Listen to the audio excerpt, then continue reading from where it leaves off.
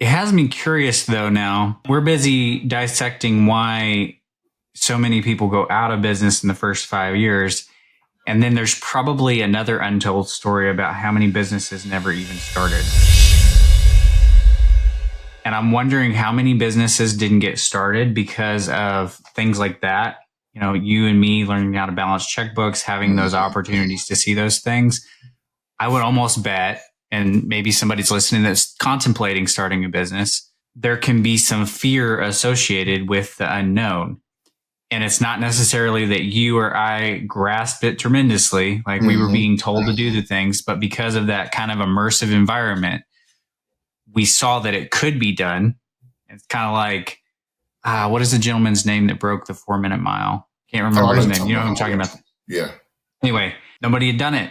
Then he did it. And what happens?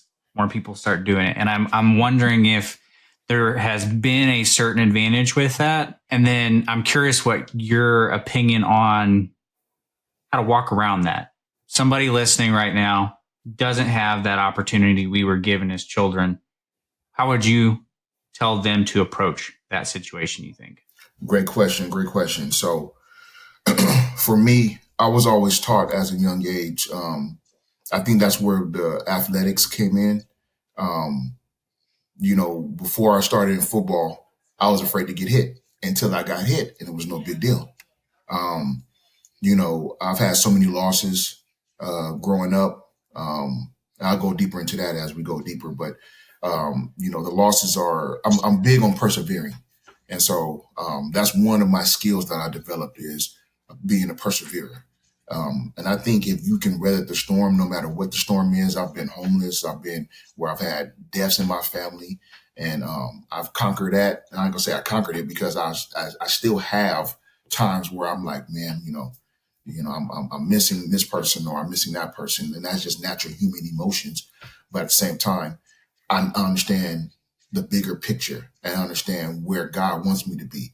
And at the end of the day, I don't know if anybody's listening, everybody has different backgrounds, different religious beliefs and things like that. But I'm a big Yahweh fan. I'm a big Yahweh follower. I'm a Jesus Christ lover. And so he says, cast your cares upon me. And so if he's saying that in the word, and the word is not void, and God is not a liar, and he says that in his word, well, I'm going to believe him. And so I'm going to cast my cares on him, and I'm going to keep marching forward until I get to the destination, or at least he allows me to get to the destination I need to get to. So that's what my advice would be.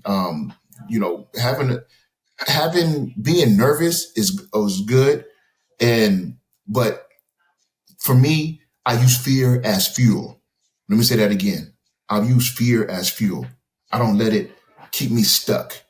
Doesn't matter what the situation is. Well, my mom just died. Okay, yeah, I'm gonna mourn my mom. I'm gonna have my time. But guess what? I'm gonna do like Donnie McClurkin said, who's a gospel artist.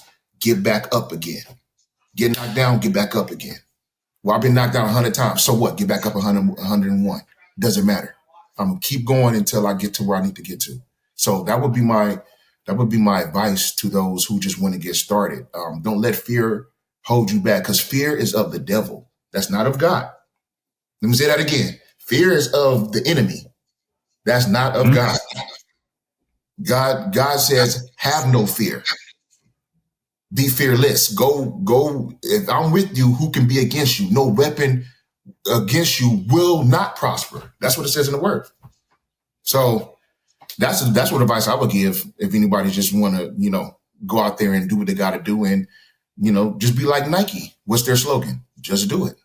I love that advice, and I love that you brought Yahweh into it, because you're right. Fear is of the devil. And for anybody that didn't know, Outwitting Statistics was the name of the podcast came also from the book Outwitting the Devil.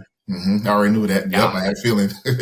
and he comes at you in so many ways. His favorite one to attack me is putting opportunities in front of me that I should say no to. He loves to flatter me, loves to because I'm so good at ignoring the fear. I've learned to embrace God has a plan for me. There you go.